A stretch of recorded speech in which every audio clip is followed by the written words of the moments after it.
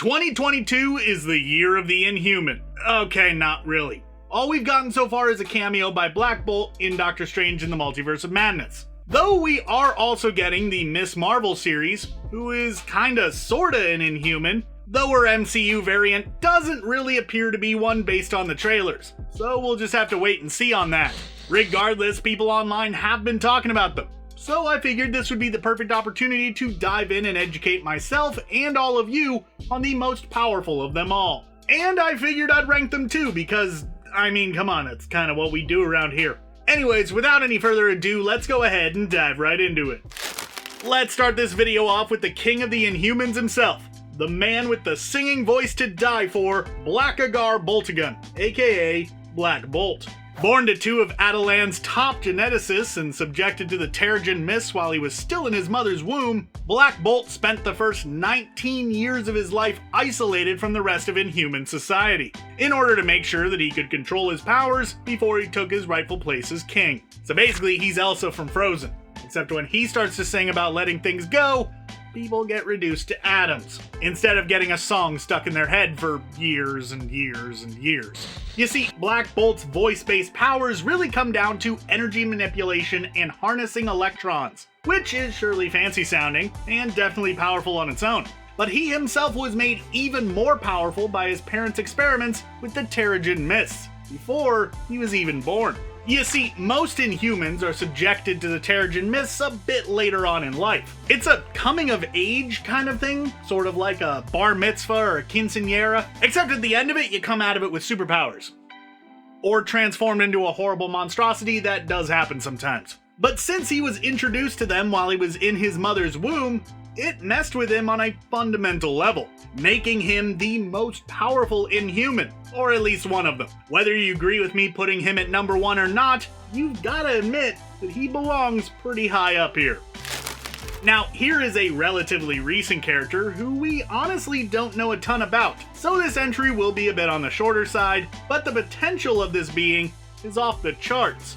At some point in the past, an unnamed Inhuman was locked away for some unknown crimes. Crimes that must have been pretty bad, because this wasn't just a normal kind of jail time. This was lock the door and throw away the key kind of jail time.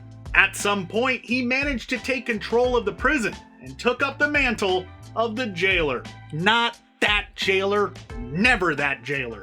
While watching over the prison, the jailer started feeding off of the pain and suffering of the inmates, growing both stronger and physically larger. Eventually, Black Bolt wound up imprisoned under his care, which started out as a major bummer for him as the jailer started feeding on his pain. However, as you would expect, things went in Black Bolt's favor, as a few people came and rescued him from the jailer, who was subsequently killed by Black Bolt. But this is somebody who literally subsists off of people's suffering and misery, which makes him stronger, actually. Imagine what could have happened if he had left the prison. It probably would have ended really badly, because there's a lot of people in the world suffering today, and I can't imagine that he wouldn't take advantage of that and become nigh on unstoppable. Okay, might as well address this now, since you knew that she was going to be on this list somewhere. We need to talk about Kamala Khan's designation as an Inhuman, because she technically isn't one, but she also sort of is. You see, Miss Marvel is something that is often referred to in the comics as a new human. Basically, these were seemingly ordinary humans who possessed latent Inhuman DNA. Normally, these people wouldn't develop powers at all. They'd just live their lives as though there was nothing strange about them. But after Thanos invaded Atalan, Black Bolt detonated something called a T-bomb within Earth's atmosphere, which dispersed a cloud of Terrigen Mists that affected people with Inhuman ancestry all across the globe, turning them into these new humans. And among them was Kamala Khan, who developed the ability to stretch and manipulate her physical self, granting her the embiggening powers that she's known for. So that's the debate at hand. Is Khan an Inhuman? Or at least enough of one to qualify for this list? I'd personally argue yes. Black Bolt, as the leader of the Inhumans, does recognize new humans as Inhuman adjacent, and their powers are due to their Inhuman DNA being affected by the Terrigen Mists. So I think it's pretty certain. Of course, the MCU seems to be wiping that away entirely, as the trailers seem to be hinting that her powers are actually going to originate from some sort of magical bracer or something, which in the past I have theorized could be one of the Kree Nega bands. Don't know though. This video is being produced before that show is out, so all I can really do is just wait and see. If you're watching this in the future, you might already know the answer. So we're talking about people who are technically not Inhumans, yet still have their powers because of an Inhuman ancestor. I've got to bring up Daisy Johnson, aka Quake. Unlike Kamala Khan though, Quake here isn't actually a new human, though she is very similar. Instead, Quake's powers came about due to her father being the supervillain known as Mr. Hyde, and her mother a down-on-her-luck woman of the night of Inhuman lineage. Her powers didn't manifest themselves because of exposure to the Terrigen mists, but instead just came about naturally as she got older, which actually led to her being mislabeled as a mutant for quite a long time. We did get the chance to see this character in live action thanks to her role on Agents of S.H.I.E.L.D., but since that show is more than likely non-canon at this point, who knows where we might see Daisy Johnson spring up next. Maybe within the Ms. Marvel show. If they do decide to rope in the Inhumans, they could just bring Quake in as one of them, seeing as how she is super similar to them. Though I wouldn't hold my breath on that one. A bit ago I talked about the King of the Inhumans, so naturally you knew that I was going to bring up his queen eventually. Queen Medusa is one of those comic characters that when you're first told about her, she kinda sounds like a joke. But in actuality, she can do a lot.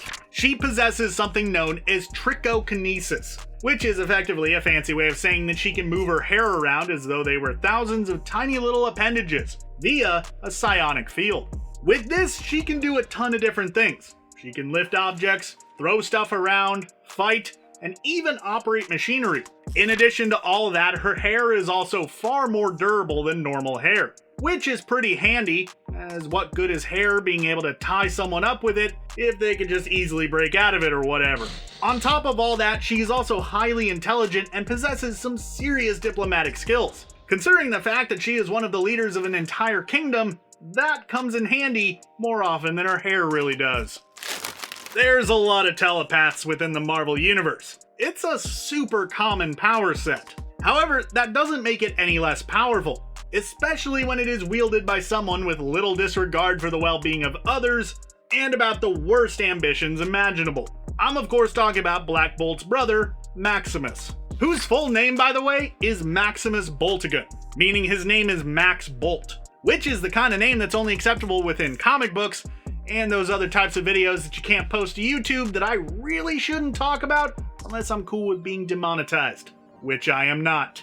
Old Maxie here has long tried to usurp his brother's throne, partially out of a lust for power, and partially due to the fact that he is completely cuckoo for Cocoa Puffs. Luckily though, Black Bolt has managed to keep him at bay over the years, time and time again thwarting his plans for claiming control over the Inhuman people. Let's keep it within the royal family for a moment and talk about Medusa's sister, Crystal. Crystal here is a character that didn't get a ton of attention during the early years of her comic career, but she's actually really powerful. Like, really powerful, potentially. She possesses aerokinesis, geokinesis, pyrokinesis, and hydrokinesis, as well as a few other kinesises that are really just combinations and subsets of those four main ones. To put it simply, she's the Avatar, able to control the four primary elements of earth, wind, water, and fire. She could be a massive powerhouse, one of the most powerful beings in existence due to her control over those elements, except for one flaw that renders her a bit less capable. And that is the fact that she can only use her powers for about an hour at a time, before becoming so mentally exhausted that she cannot continue on, and must rest before using them again. What if I told you that the Inhuman that Jean Grey of the X-Men considered to be the most dangerous one of the bunch was never actually subjected to the Terrigen mists? You'd probably think that's at least a little bit odd, right? Well, it's true. This is Karnak, brother to Triton, who I'll get to in a little bit here, and a man for whom being an Inhuman means something quite different from the others of his race. This guy is basically what a monk becomes in D&D when they hit level 20. He has conditioned his mind and body so much that he might as well have powers. He's a contortionist, a master martial artist, and has developed voluntary control over all of his body's automatic functions, including breathing, pumping blood, and even healing. He can just focus and will himself to do any of that at any time. It's some pretty crazy stuff when you really stop and think about it. As you would imagine, the creation of the new humans didn't sit well with everyone. Of all the people who were upset by this development, Lash was one who took his anger and actually did something about it. This guy did not believe that every member of his own race should have access to the Terrigen Mists, let alone those who are not fully Inhumans. So he went ahead and used his energy manipulation powers and began hunting them down one by one, judging them when he found them to decide whether or not they were worthy of their powers. Eventually, though, he came into conflict with Black Bolt and the Inhuman Royals, though ultimately he was taken out by the jailer of all people. Black Bolt and Medusa once had a son named Ahura, who took after his father more than anyone. And also note that it's Ahura, not Uhura.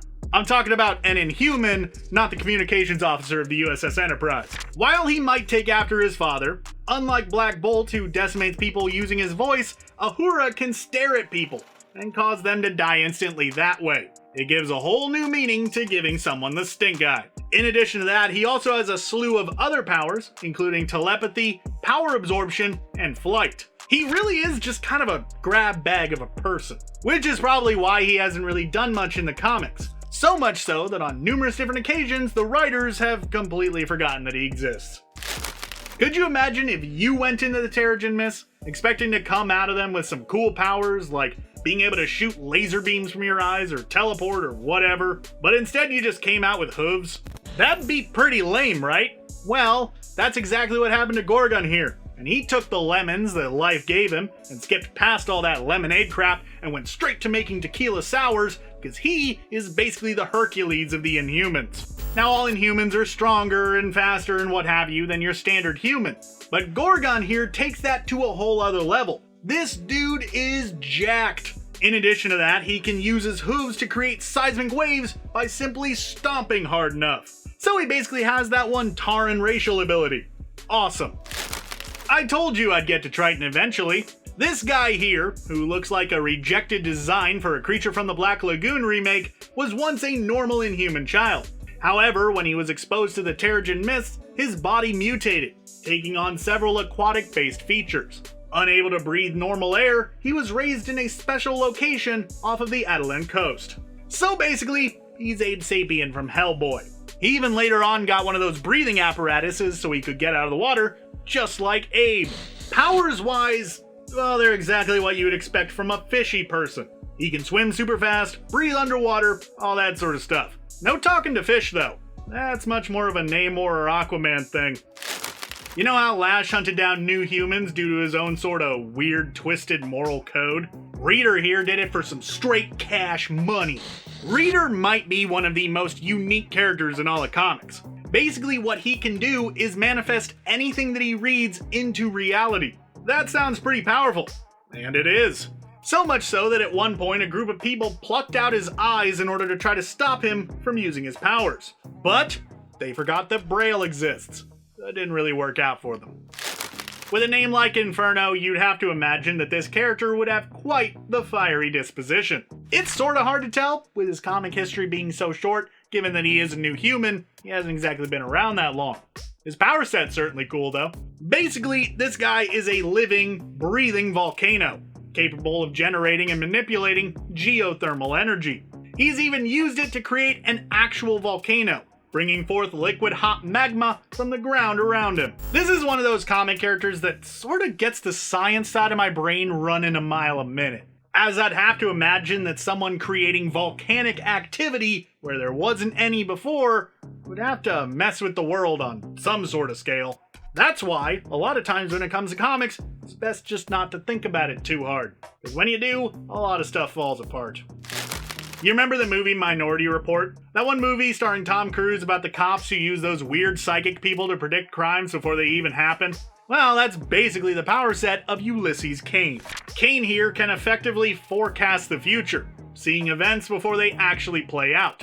He does this not through precognition or future sight or anything like that, but by rapidly feeding information into his brain and through a complex algorithm that gives him mental images of what the most likely outcome of any situation might be. This power was actually the spark that lit the fire that became the basis for Civil War II, as Carol Danvers wanted to use him to predict crimes and stop them, while Tony Stark felt that it was wrong to do. Eventually, Cain ascended to a higher realm of existence, opting to live alongside the great cosmic being Eternity rather than put up with Danvers and Stark's bickering bullcrap. Can't really say that I blame him. After I read Civil War II, I also had the feeling of wanting to get away from it all.